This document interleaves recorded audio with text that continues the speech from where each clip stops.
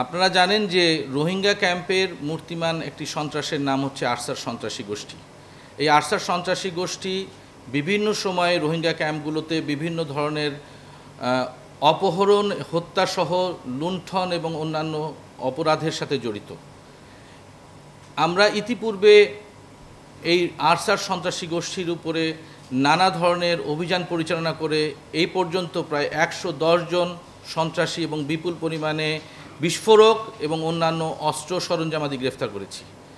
আপনার যে তথ্য, সেই তথ্য অনুযায়ী আমি বলতে চাই যে র্যাবের অব্যাহত নজরদারি, গোয়েন্দা তৎপরতা এবং অভিযানের পরিপ্রেক্ষিতে আরসার নেতৃত্ব শূন্য হয়ে যায় এবং পার্শ্ববর্তী দেশের যে অন্তর্ঘাতমূলক বিভিন্ন হামলা বা অন্তর্ঘাতমূলক বিভিন্ন ঘটনার প্রেক্ষিতে তাদের কাছ থেকে লুট হয়ে যাওয়া অস্ত্র আমাদের দেশে প্রবেশ করছে বলে এরকম আমাদের কিছু গোয়েন্দা তথ্য আমাদের কাছে থাকে এবং এর জন্যই গতকালকের যে আপনারা অপারেশনটা দেখেছেন, যে রোহিঙ্গার 20 নম্বর এক্সটেনশন ক্যাম্পের পিছনে লাল পাহাড়ে আমরা অভিযান চালিয়ে বিপুল পরিমাণে অস্ত্র এবং গোলাবারুদ এবং সাথে 2 জন অপরাধীকে গ্রেফতার করেছি।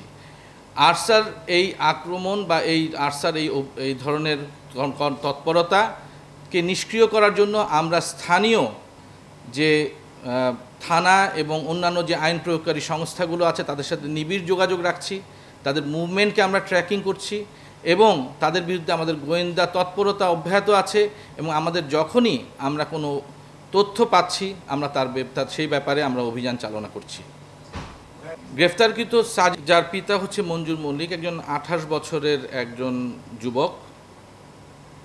এই যুবক পলিটেকনিকের একজন ছাত্র এবং সে এই যে লিপন অর্থাৎ যে এই হত্যাকাণ্ডের মূল পরিকল্পনাকারী তার একজন অন্যতম প্রধান সহকারী। এলাকায় আধিপত্য বিস্তারের যে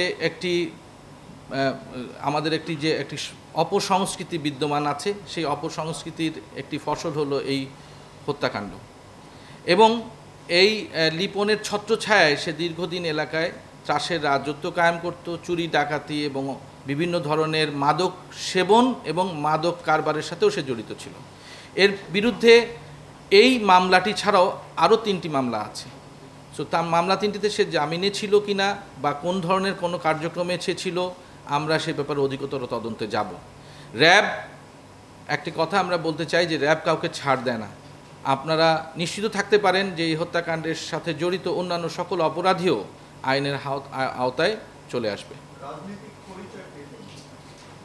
রাজনৈতিক পরিচয়টা এখানে মুখ্য নয়, অপরাধটি এখানে মুখ্য। রাজনৈতিক পরিচয় তো আমাদের দেশের প্রত্যেকের কারো না কারোর সাথে রাজনৈতিক অনুসারী আমরা হতে পারি, বাট সেই রাজনৈতিক অনুসরণের সাথে অপরাধের কোনো সম্পৃক্ততা নেই। আমাদের কাছে অপরাধটাই মুখ্য এবং অপরাধী যেই হোক না কেন তাকে আমরা আইনের আওতায় নিয়ে আসবো।